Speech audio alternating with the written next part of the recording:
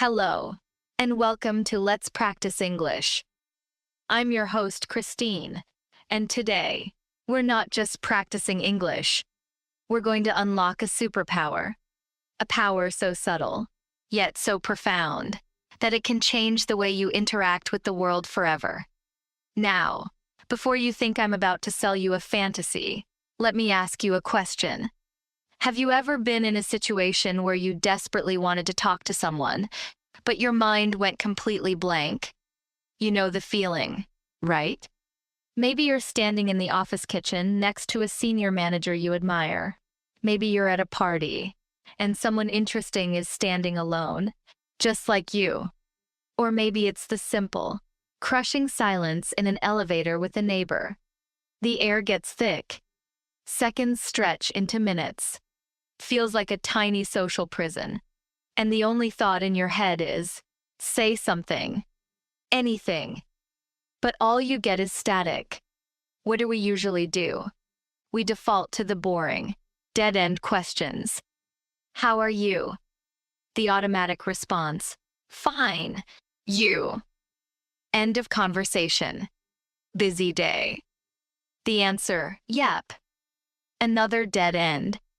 These aren't conversation starters. They're conversation enders. They are the social equivalent of a locked door. What if I told you that there are 3 keys?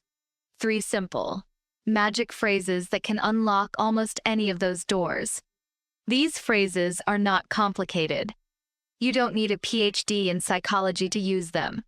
They are so simple, in fact, that you'll wonder why you haven't been using them your whole life. They work because they are built on the most powerful human desire of all, the desire to be seen, to be heard, and to be understood. Today, we're going to learn these 3 magic phrases. We're going to break down why they work, how to use them, and I'll walk you through real-life scenarios so you can feel the magic for yourself. By the end of this episode, you won't just have 3 new phrases in your vocabulary. You'll have a new framework for connection. Are you ready to learn the secret? Let's begin. The first magic word, the observer, our first magic phrase is, I noticed. That's it. Just 2 words. But these 2 words are incredibly powerful. Why? Because they immediately signal one crucial thing. I am paying attention to you. In our fast-paced, distracted world, the greatest gift you can give someone is your undivided attention. When you say, I noticed, you are essentially saying, in this moment, out of all the things I could be looking at or thinking about, I am focused on you. It's a genuine, specific compliment that costs you nothing. Let's compare it to a typical opener. Imagine your colleague, Maria, walks in with a really cool coffee mug. The boring way. Good morning. She'll say good morning back. End of story. The slightly better way. Nice mug. She'll say thanks. Conversation likely dies. Now, let's use the magic phrase, you. Hey Maria, good morning. I noticed you've got a Star Wars mug. Are you a big fan? Do you feel the difference? It's huge. You've moved from a generic greeting to a personal, open-ended question. You've shown that you see a detail about her. Now, Maria has an open invitation to share something about herself. She might say, oh, absolutely. I just rewatched The Empire Strikes Back this weekend. It's my favorite. Boom. You're in a conversation. You can talk about movies, favorite characters, anything. That entire, wonderful interaction was unlocked by I noticed. Let's explore a few more scenarios. Scenario 1. In the workplace with a senior colleague, you're in a meeting, and your boss, Mr. Thompson, gives a presentation. He usually just uses text-heavy slides, but this time he used a lot of powerful images. Later, you see him by the coffee machine. This is your chance. Instead of avoiding eye contact or giving a nervous hello, you can say, Mr. Thompson, I noticed in the presentation today you used a lot more visual storytelling. It was really effective at getting the point across. What have you just done? You've given a specific, intelligent compliment. You've shown that you were engaged and paying attention. You haven't asked for anything. You've simply offered a positive observation. He will feel appreciated and seen. His response will likely be warm, and he might even share his thought process behind the change. You've just built a small but significant bridge with your boss. Scenario 2. At a social gathering with a stranger, you're at a friend's party. It's loud.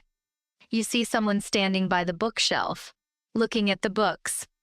The awkward way. So, do you know the host? It's a yes/no question that puts pressure on them. The magic way. Walk over, stand beside them for a moment, and say casually, I noticed you're checking out the book collection. He has some great taste, doesn't he? Or even more specifically, I noticed you picked up that book by Haruki Murakami. He's one of my favorite authors. Again, you've started with a shared point of interest. It's not about them or you. It's about this thing you are both looking at. It's low pressure, friendly, and opens the door for them to respond easily. A word of caution. The key to I noticed is that it must be genuine and focused on something public and positive. Good. I noticed your new haircut. It looks great. Creepy. I noticed you walk past my desk at 9:15 every morning. Stick to things that are appropriate to comment on. Accessories, books, a comment they made in a meeting, a band on their t-shirt, a photo on their desk. Use it to show you see the cool, interesting things about people. Be an observer of good things. So, your first piece of homework is to become an observer. Look for the details. The world is full of conversation starters if you just take a moment to notice. The second magic word, the inviter okay. You've successfully used I noticed. And you've started a conversation. Fantastic. But how do you keep it from fizzling out after the first exchange? This brings us to our second magic phrase, which is perhaps the most generous and powerful phrase in conversational English. It is, tell me more. This phrase is an invitation. It says, what you are saying is important, and I want to hear the rest of the story. It turns a monologue into a dialogue by gently handing the spotlight back to the other person. Think about how many conversations die because of a simple, closed response. Someone says, my weekend was so long. The typical reply, oh, that's nice. Or mine too.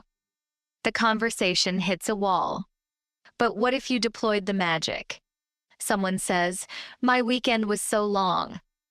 You lean in slightly, with genuine curiosity, and say, oh really? Tell me more. It's like opening a door for them. You've given them permission and encouragement to elaborate. They might say, well, my flight got canceled on Friday, and I had to drive for 6 hours. And now you have a real story, real emotions, and a real connection. Tell me more is the ultimate tool for active listening. It proves you were listening to what they just said and that you're interested enough to want the details. Let's see it in action. Scenario 1. With a friend, your friend says, ugh, I'm thinking about quitting my job. The unhelpful response, oh no, don't do that. The market is terrible right now. You've just made it about your opinion and your fears. The magic response, wow, that sounds serious. Tell me more about what's been going on. This validates their feelings. It creates a safe space for them to vent or explain their reasoning. You're not judging or advising yet. You are simply listening and inviting them to share the burden. This is the foundation of true friendship and support. Scenario 2. In a professional setting, a colleague says, this new software update is a complete disaster. The dismissive response, yeah, it's a bit buggy. Minimizes their frustration. The magic response. I've been hearing that from a few people. Tell me more. What are the biggest issues you're running into? Now you're not just complaining together. You're moving toward understanding the problem. You're showing empathy and gathering information. This can even be the start of a productive problem-solving session. You've positioned yourself as a thoughtful, helpful colleague. Tell me more works because it fights the human tendency to make everything about ourselves. We are often so eager to share our own story. Oh, you went to Italy? I went to Italy in 2018, and that we steamroll the other person's experience. Tell me more forces you to pause, to listen, and to let the other person be the star of the show for a moment. And paradoxically, people who make others feel like the star are the ones who are remembered as being the best conversationalists. The key to tell me more is your tone.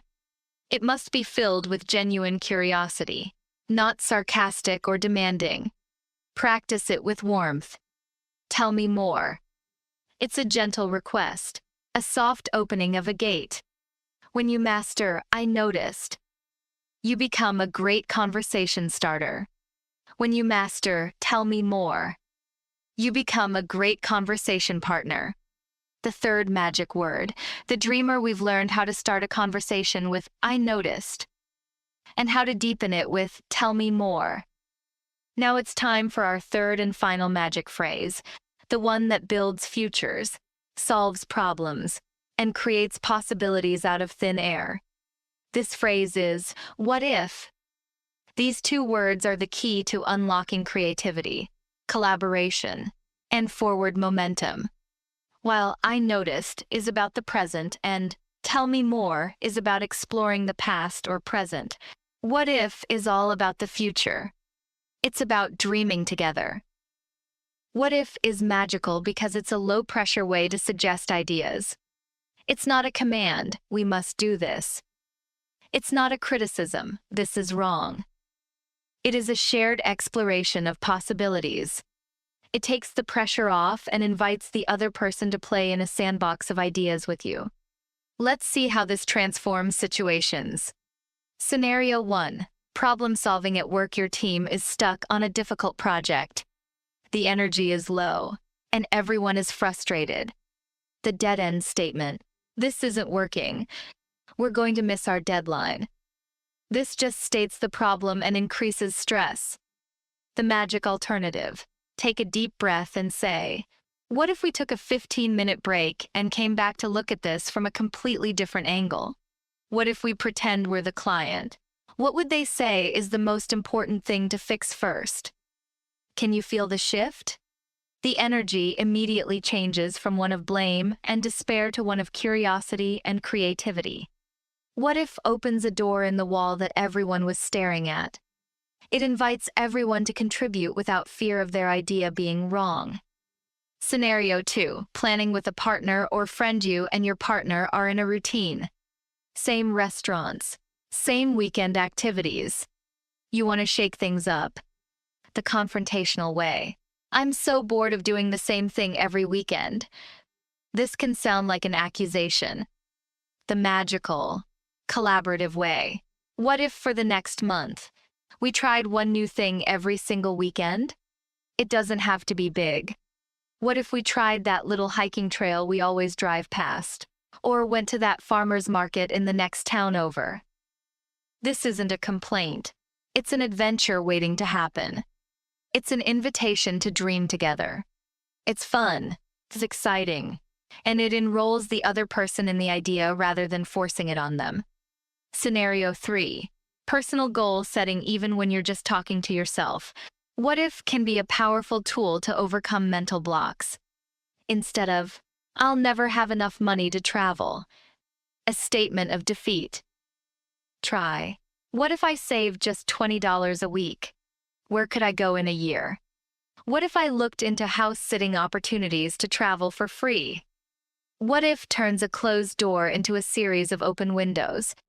It is the language of optimism, of innovation, and of hope.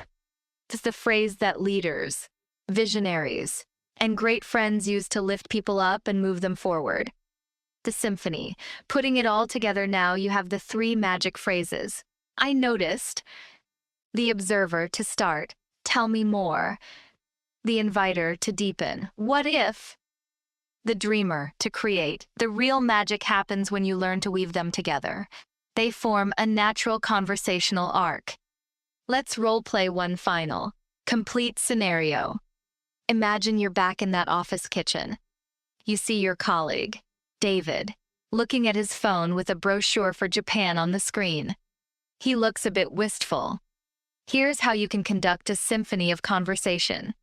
You, the observer. Hey David, I couldn't help but notice you're looking at travel stuff for Japan. The pictures always look incredible. David, oh, hey. Yeah, just dreaming a little. I've always wanted to go, but it just seems so complicated to plan. You, the inviter. I totally get that. Tell me more. What part of it feels complicated? The language barrier. The cost. David, a bit of both, honestly. And figuring out the train system seems like a nightmare. I wouldn't even know where to start. I guess it's just a pipe dream. You, the dreamer, I hear you. But what if it didn't have to be? I have a friend who went last year and found an amazing blog that broke down the train passes really simply. What if I sent you the link? Maybe it's more doable than you think. Look at what you just did. In less than a minute, you started a warm conversation about someone's dreams. You made them feel heard and understood. And you offered a path forward that turned a pipe dream into a potential plan. You didn't solve his problem, but you shared a moment of connection and possibility. You gave him a gift. That is the power you now hold. So there you have it. The three magic phrases to start, deepen, and elevate any conversation. I noticed. Tell me more. And what if? They are simple, yes, but they are not simplistic. They are a philosophy, a way of moving through the world with curiosity, generosity, and imagination. This isn't about becoming a smooth, slick talker who can manipulate people. It's about becoming a more present, more interested, and more interesting person. It's about forging genuine human connections in a world that is starving for them. So here is my challenge to you. Your mission, should you choose to accept it. In the next 24 hours, I want you to use just one of these phrases. Just once. When you're getting your coffee, notice something about the barista, their cool earrings or their efficient workflow, and mention it. When a friend tells you they had a long day, pause, and instead of jumping in with your own story, just say, "Tell me more." When you or a friend feels stuck, playfully ask, "What if?" and see what happens. Start small. The stakes are low, but the rewards are immense. You will be amazed at the doors that open, the stories you hear, and the relationships you build, all by using a few simple, magic words. Thank you for joining me on Let's Practice English today. Go out there and be an observer, an inviter, and a dreamer. The world is waiting to talk to you.